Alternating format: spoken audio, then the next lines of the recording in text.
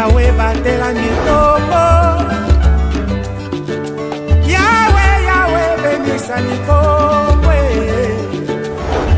Yahweh, Yahweh batela mikongo.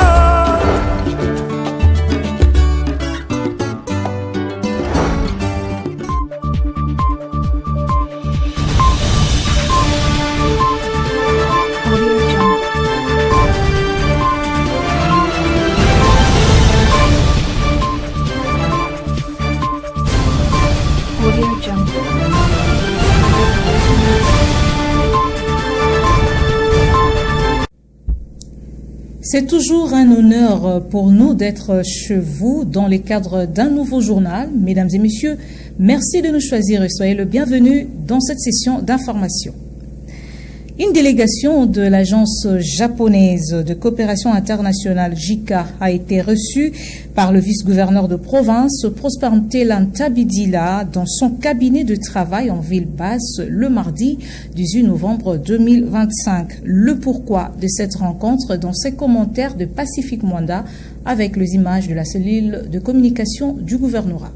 Les soutiens de la JICA au projet de surveillance épidémiologique de maladies infectieuses au Congo central, les renforcements de capacité des agents provinciaux impliqués dans l'implémentation de projets appuyés par la coopération japonaise, la réhabilitation du pont Matadi et les projets Grand Inga, tels sont les points qui ont constitué l'ordre du jour d'une entrevue entre le vice-gouverneur du Congo central, Prosper Ntelantabidila, et une délégation de l'agence japonaise de coopération internationale, JICA en sigle, conduite par le ministre provincial du plan, Jean-Cornelis Mbelumvela, le mardi 19 novembre 2025 dans son cabinet de travail en ville basse dans la commune de Matadi. Il y a une requête urgente qui a été formulée auprès de son excellence le vice-gouverneur parce qu'il y a un phénomène des insectes maringoués qui est en train de déranger la population environnante du site. Ils ont fait la requête si la JICA pouvait mettre les moyens afin d'éradiquer cette épidémie qui dérange la population de cette région-là. Notons que l'agence japonaise de coopération internationale, JICA, s'est dit prêt d'accompagner le gouvernement provincial du Congo central. Kinshasa, capitale de la République démocratique du Congo, accueille une table ronde nationale sur l'emploi des jeunes et l'entrepreneuriat, lancée mardi par le président de la République Félix-Antoine Tshisekedi Tshilombo. Cette initiative réunit plusieurs autorités du pays, dont celle du Congo central, pour proposer des solutions concrètes au chômage de jeunes. Le détail dans ses commentaires de Glodino Lukanou avec la voix de Mervedi Bangana. À Kinshasa, le 18 novembre 2025, le président de la République, Félix Tshisekedi Tshilombo, a procédé au lancement officiel de la table ronde nationale sur l'emploi des jeunes et l'entrepreneuriat organisée au chapiteau du Palais du Peuple à Kinshasa. Cette initiative vise à poser un diagnostic clair sur le chômage des jeunes en RDC et à dégager des pistes concrètes pour renforcer leur accès à l'emploi et à l'autoprise en charge pour l'entrepreneuriat. Plusieurs autorités politiques de la province du Congo central ont pris part à cet événement, notamment le gouverneur de province Grace Kwanga-Maswangi Bilolo, le président de l'Assemblée provinciale Virton Swami et le rapporteur Billy Tunga. La présence marque l'implication des institutions décentralisées dans la recherche des solutions à la problématique du chômage. Prenant la parole, le ministre de Petites et Moyennes Entreprises, Justin Kalumba, a demandé aux participants de respecter scrupuleusement les directives du chef de l'État. La nation congolaise, à travers vous, qui êtes l'autorité suprême de ce pays, voudrait tout simplement assumer pleinement ses responsabilités en investissant massivement dans sa véritable richesse, qui est la jeunesse. C'est une très grande responsabilité qui nous incombe en ces jours comme nation et surtout comme participants à cette table ronde pour écrire en lettres d'or et pour l'éternité une nouvelle page pour l'avenir de notre jeunesse afin de marquer une véritable rupture avec toutes les pratiques anti-progrès en matière d'emploi et d'entrepreneuriat. Dans son discours, le chef de l'État a réaffirmé sa volonté de faire de la jeunesse congolaise un pilier central du développement collectif pour des réformes structurelles favorables à l'entrepreneuriat local. Parlons d'autre chose. L'Assemblée nationale a jugé recevable au terme de la plénière du mardi 18 novembre 2025 le projet de loi de finances exercice 2026 après plus de 6 heures d'un débat houleux. Présenté en équilibre tant en recettes qu'en dépenses, le budget 2026 s'élève à 59 021 milliards de francs congolais avec 5 axes prioritaires majeurs dont la sécurité, la défense et l'éducation pour ne citer que cela. Suivez. Accompagnée de membres de son gouvernement, la chef de l'exécutif national, Judith Tessouminwa, était l'hôte des députés nationaux le mardi 18 novembre 2025 à l'Assemblée nationale. L'examen de la loi des finances 2026 était au centre de la plénière du jour. À travers ces échanges, qui ont duré plus de 6 heures, les élus du peuple ont scruté en profondeur les priorités du gouvernement tout en apportant des amendements. Dans son exposé, Judith Tessouminwa a présenté en équilibre tant en recettes qu'en dépenses le projet de loi de finances exercice 2026 avec un montant évalué à 59 021 milliards de francs congolais. À en croire le premier d'entre le ministre, ce budget repose sur 5 priorités majeures, notamment la sécurité et la défense chiffrées à plus de 11 milliards de francs congolais. Le développement économique, l'agriculture, l'industrie et infrastructures évaluées aussi à plus de 11 milliards de francs congolais. L'éducation, la couverture santé universelle et la protection sociale. À sa dernière prise de parole, la première ministre a exprimé sa satisfaction quant à la qualité du débat et la pertinence des recommandations formulées par le député. Dans la foulée, la Chambre basse du Parlement a jugé recevable la loi des finances 2026.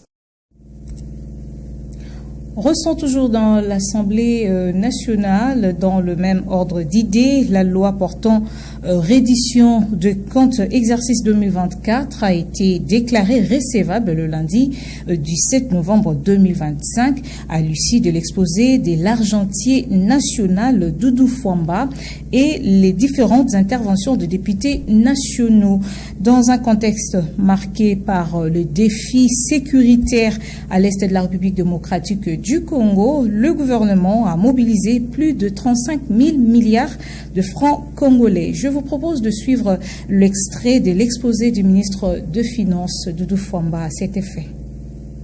Le projet de loi portant reddition des comptes de l'exercice 2024 se présente en recettes et en dépenses de la manière ci-après. Recettes, sur une prévision de l'ordre de 44 000 milliards 410 milliards de francs congolais, les recettes du budget et du pouvoir central réalisées au terme de l'exercice budgétaire 2024 sont chiffrées à 35 000 milliards 514,37 milliards de francs, soit un taux de réalisation de 79,97%. Elles comprennent les recettes du budget général, les recettes des budgets annexes et les recettes des comptes spéciaux. Des recettes du budget général. En 2024, les recettes du budget général ont été réalisées à hauteur de 32 000 milliards, 105 milliards,73 milliards de francs, sur une prévision de 40 000 milliards, 790 milliards de francs, soit un taux de réalisation de 18%,71. Elles représentent les recettes internes et les recettes extérieures. Les recettes internes, réalisées à hauteur de 25 000 milliards, 958,18 milliards de francs, contre une prévision de 27 000 milliards, 195,59 milliards de francs congolais, soit un taux de réalisation de 95,45%. Elles sont réparties comme suit. Les recettes de douane et accises, 5 000 milliards, 777 milliards, par rapport à 6 000 milliards, 126, soit de 94% des assignations. Les recettes des impôts hors pétrolier producteurs, 14 000 milliards 971,09 milliards de francs sur une prévision de 13 milliards 1000 milliards 812,44 milliards de francs, soit 108% des réalisations des recettes des impôts hors pétrolier producteurs. Recettes non fiscales hors pétrolier producteurs, 4 000 milliards 646,35 milliards sur une prévision de 4 000 milliards 910 milliards de francs, soit un taux de réalisation de 94. Recettes des pétroliers producteurs, 563 milliards,60 milliards de francs sur une prévision de 624 milliards de francs, soit un taux de réalisation de 90%.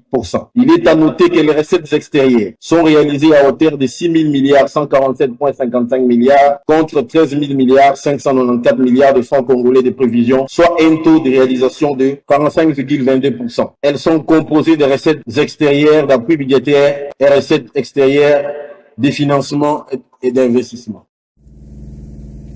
Et enfin, pour clore cette édition du journal, rendons-nous au Guinée-Bissau où se dirige vers une présidentielle décisive le dimanche 23 novembre 2025.